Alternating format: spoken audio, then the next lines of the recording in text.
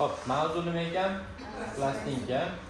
Plastinkaning yoniga metal tayoqcha deb yozib olinglar.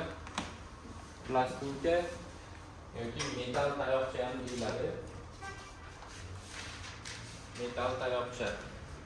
Ruscha nomi bor. Testlarda ham, detallarda ham kelib qolishi mumkin. Sterjen degan nomi ham bor.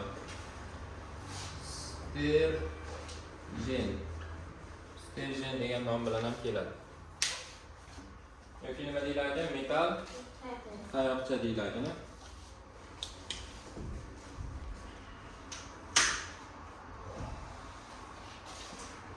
Yozib olinglar. Endosga qarab turinglar. Hop. Tasavvur qilinglar. Qo'limdagi marka plastinka hisoblanadi. Plastinka. Plastinka nima maqsadda ishlatiladi desanglar, u eritmaga tushiriladi. Eritmaning ichida suv bilan nima bo'ladi? Tuz bo'ladi. Eruvchi modda tuz bo'ladimi? Tuz tarkibida. Masalan, bizga kerakli qimmatroq metal bo'lishi mumkin. Masalan, kimida mismidi? To'g'rimi? Mis sulfat eritmasi turibdi, mis sulfat tuzi turibdi. Unga biz plastinka tushiramiz. Plastinka tushirsak, plastinka arzon metaldan tayyorlangan bo'lishi kerak.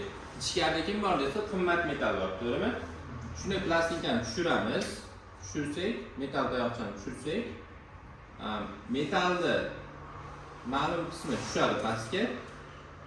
O'rniga mis chiqib oladi. Xo'p, masalan, plastinka nimadan tayyorlangan desak, temirdan tayyorlangan deylik. Temir arzon, mis qimmatroq. Shuni temirni tushiramiz. Tushirsak, ma'lum qismi suvga teggan qismi erib pastga tushadi. O'rniga kim chiqyapti? Mis chiqib olyapti. To'g'rimi? Xuddi mana shu jarayon plastinkani maqsadi shu. Masalan, qimmat metal tushiramiz ekan, o'rniga nima qilamiz ekan? Qimmat metal tushiramiz degani, arzon tushirib, o'rniga qimmatini chiqaramiz ekan, to'g'rimi? Bu yerda qanaqa reaksiya ketadi desa, o'rin olish reaksiyasi ketadi.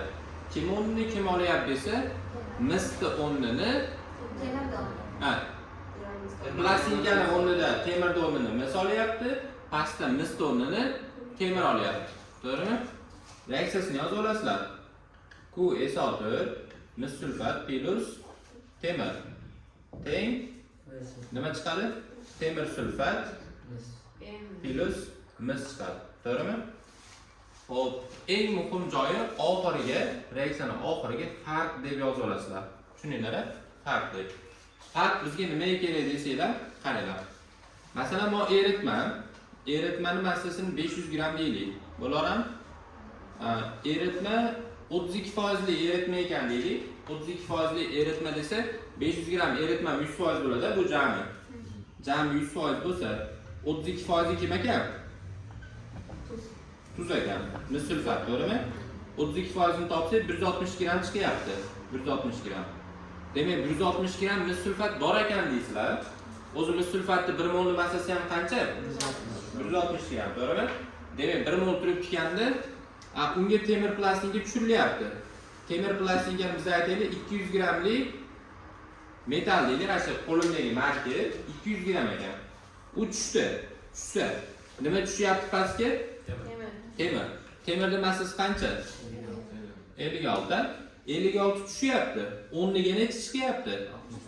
64 chiqyapti. Misli massasi 64.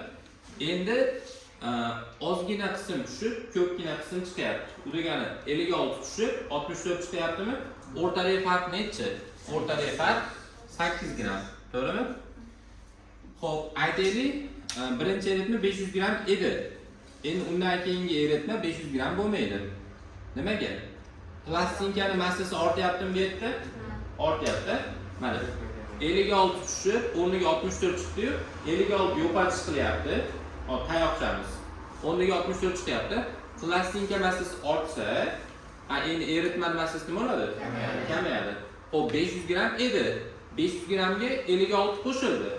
O'rniga necha ketdi? 64 ketdi. Demak, keyingi eritma temir sulfat eritmasi bo'lib qoladi. Faqat u 500 gram bo'lmaydi. Nima bo'ladi desa, 492 gram bo'lib qolar ekan. To'g'rimi? Endi 492 gram eritma 100% bo'lsa, uning ichida erigan modda 160 gram emas, u mis sulfat emas. Mis sulfat 167, to'g'rimi? Endi o'rniga 152 gram nima paydo bo'ldi?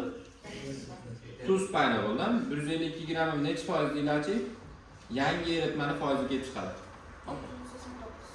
30,89%. Birinchi eritma necha foiz edi? 32%. Keyingi eritma 32% bo'lmayapti-da, 30,89 gram bo'lyapti. To'g'rimi? Xo'p, endi dastlabki plastinka, tayoqcha. Bu temirdan tayyorlangan plastinkada tushdi, ma'lum bir qismi tushib ketdi, keyin uning o'rniga nima chiqdi? Mis chiqib oldi. Endi dastlabki plastinka 200 gram edi-yu, 200 gramning hammasi temirdan tayyorlangan edi. Endi undan keyin tushib chiqqandan keyingi plastinka temirdan tayyorlangan bo'lmaydi. Bu yarmi mis bo'ladi, to'g'rimi? Tepasi temir bo'ladi. Demak, hosil bo'lgan yangi plastinka ikki xil metall bo'lib qolar ekan. Masalan, markerim nima deydi? Qopqoq qora turibdi, mashina tasavvur qilinglar. Qorayib qolgan qismi mis bo'lib qoldi, tepasi hali ham temir. U tushishida oldin polni oppoq edi. Ya'ni nimadan tayyorlangan edi? Polni. Temirdan. U tushib chiqqandan keyin uch qorayib qoldi. Nimaga? Chunki o'rniga nima chiqdi? Mis chiqdi. To'g'rimi? Bu plastinka necha bo'lib qoldi? 208 bo'lib qoldi. To'g'rimi? 200 gram, 208 gram bo'lib qoldi. Kim massasi yo'qotildi, kim massasi ortdi desa, plastinka massasi ortdi. Eritma massasi 8 gram mo'li kamayish bo'ldi. To'g'rimi? Demak, plastinka masalalari kelsa, sizlar doim 5 ta joy tayyorlab olasizlar. E'tibor beringlar, nimaga 5 ta joy deyapman? Bu dastlabki tuz, to'g'rimi? Dastlabki tuz u idishda turibdi, eritmaning ichida turibdi. Keyin undan keyin qo'shilgan nima? Plastinka. Demak, buni ham dastlabki plastinka deysizlar. Keyin undan keyin reaksiya ketgandan keyin hosil bo'lgan tuz, hosil bo'lgan plastinka va oxirida farq. Nechta joy bo'lar ekan jami? 5 ta joy bo'lar ekan. Eng muhim joy mo farqligini esdan chiqarmanglar. Endi farq 8 gram chiqyapti-yu. U farq 8 da qayerdan oldik biz? Farq 3 ta narsadan olinadi. 3 ta narsadan. Birinchi o'rinda nimadan ayrovdik? 8 chiqdi. Birinchi o'rinda. Tuzlardan yana-chi? Yana metallardan, yana eritmadan, yana ashi metalda. Yana nima? Tuz. Mana.